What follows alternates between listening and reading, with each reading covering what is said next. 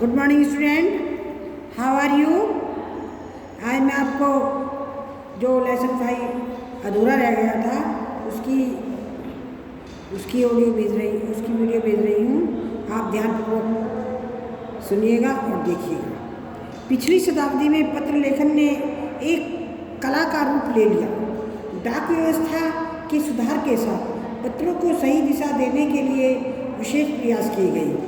पत्र संस्कृति विकसित करने के लिए स्कूली पाठ्यक्रमों में पत्र लेखन का विषय भी शामिल किया गया।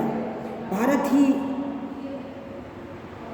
ही नहीं, दुनिया के कई देशों में ये प्रयास किए और विश्व डाक संघ ने अपनी ओर से भी काफ़ी प्रयास किए। विश्व डाक संघ की ओर से 16 वर्ष से कम आयु वर्ग के बच्चों के लिए पत्र लेखन प्रतियोगिता आयोजित करने का सिलसिला सन 1972 से शुरू किया गया। यह सही है कि खास तौर पर बड़े शहरों और महानगरों में संचार साधनों के तेज विकास तथा अन्य कारणों से पत्रों की आवाजाही प्रभावित हुई, पर देहाती दुनिया आज भी चिट्ठियों से ही चल रही है। फैक्स, ईमेल,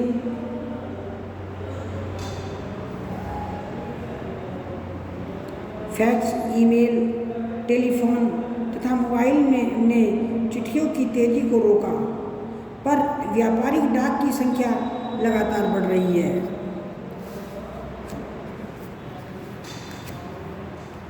जहाँ तक पत्रों का सवाल है, अगर आप इसको बारीकी से उसकी तह में जाए तो आपको ऐसा कोई नहीं मिलेगा जिसने कभी किसी को पत्र न लिखाया हो या पत्रों का बेसब्री से जिसने इंतजार न किया हो।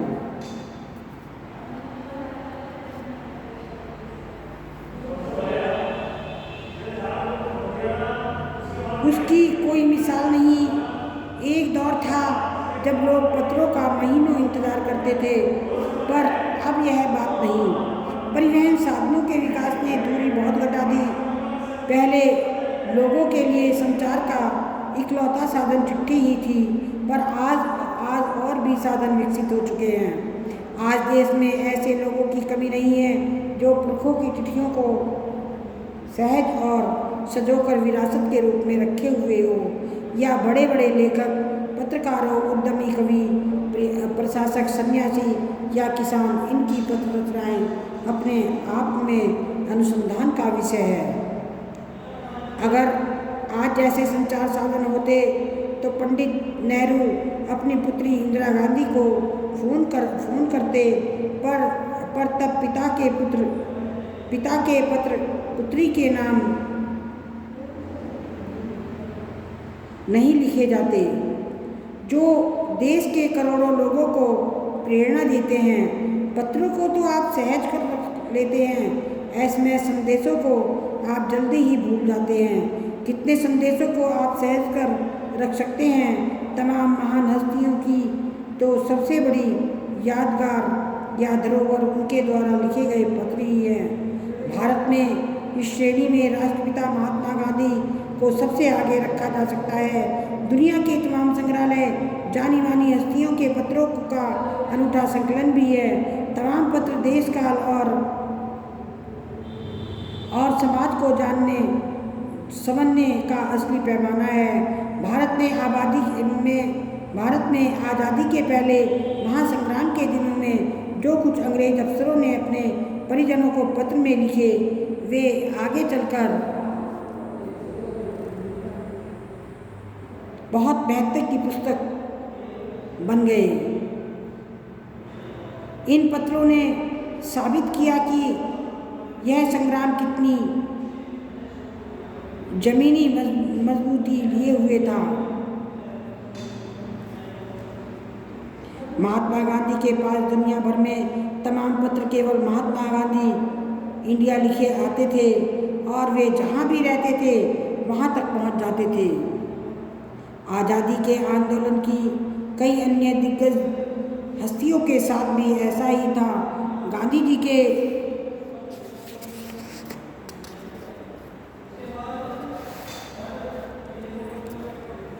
जी के पास दुनिया से बड़ी संख्या में पत्र पहुंचते थे, पर पत्रों का जवाब देने के मामले में उनका कोई जोर नहीं था। कहा जाता है कि जैसे ही उन्हें पत्र मिलता था, उसी समय वे उसका जवाब भी लिख देते थे। अपने हाथों से ही ज़्यादातर पत्रों का जवाब देते थे। जब लिखते लिखते उनका दाहिना हाथ दर्द करने लगता था, तो वे बाएं हाथ से लिखने में जुट जाते थे। महात्मा गांधी जी नहीं, आंदोलन की तमाम नायकों के पत्र गांव-गांव में मिल जाते हैं। पत्र भेजने वाले लोग उन पत्रों को किसी प्रशिष्ट पत्र से कम नहीं मानते हैं, और कई लोगों ने तो उन पत्रों को फ्रेम करा करके रख लिया है।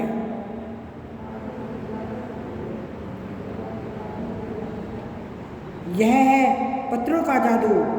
यही नहीं, पत्रों के आधार पर ही कई भाषाओं में जाने कितनी किताबें लिखी जा चुकी हैं।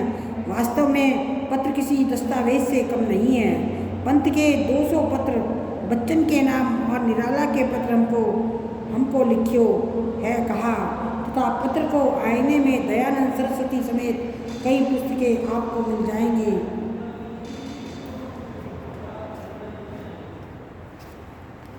कहा जाता है कि प्रेमचंद खास तौर पर नए लेखकों को बहुत प्रेरक जवाब देते थे, तथा पत्रों के जवाब में वे बहुत मुस्तैद रहते थे।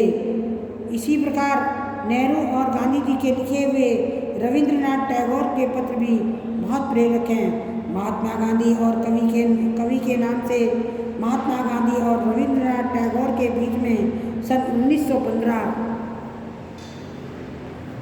1915 से 41 तक के बीच के समाचार पत्रों का संग्रह प्रकाशित हुआ है, जिसमें बहुत से नए तथ्य और उनकी मनोदशा का लेखा जोखा मिलता है। पत्र व्यवहार की परंपरा भारत में बहुत पुरानी है, पर इसका असली विकास आज़ादी के बाद ही हुआ। तमाम सरकारी भाषा की तुलना में सबसे ज़्यादा गुडविल डाक विभाग की ही है। इसकी एक खास वजह यह है कि यह लोगों को जोड़ने का काम करता है। घर घर तक इसकी पहुंच है। संचार के तमाम उन्नत साधनों के बाद भी चिट्ठी पत्रों की हैसियत बरकरार है। शहरी इलाकों में आलीशान हवेलियाँ हो या फिर झोंपड़ियों में रह रहे लोग, दुर्गम जंगलों में घिरे गांव हो या फिर बर्फबारी के बीच जी रहे पहाड़ों के लोग, समुद्र तट पर रह रहे मछुआरों हो या फिर रेगिस्तानों और ढालियों में रह रहे लोग, आज भी खेती का ही सबसे अधिक बेसब्री से इंतज़ार करते हैं। एक दो नहीं, करोड़ों लोग खेतों और अन्य सेवाओं के लिए भारतीय डाकघरों के दरवाजों तक पहुंचते हैं, और उनकी बहुत आयामी भूमिका नज़र आ रही है। दूर देहात में लाखों गरीब घरों में चूल्हे मनी ऑर्डर अर्थव्यवस्था से ही जलते हैं। गांव या गरीब बस्तियों में चिट्ठी या मनी ऑर्डर लेकर पहुंचने वाले डाकिया देवदूत के रूप में देखे जाते हैं। Thank you very much. आप इस लेसन को ढंग से पढ़िएगा और इसके शब्द अर्थ भी अपनी नोटबुक में लिख लीजिएगा। जितने भी लेसन मैंने आपको लेसन 5 तक पढ़ाए हैं, सबके शब्द अर्थ आपकी नोटबुक में लिखे होने चाहिए, और जो कविताएं पढ़ाई है वे कविताएं लिखी होनी चाहिए, और आपको लर्न भी होनी चाहिए। Thank you very much.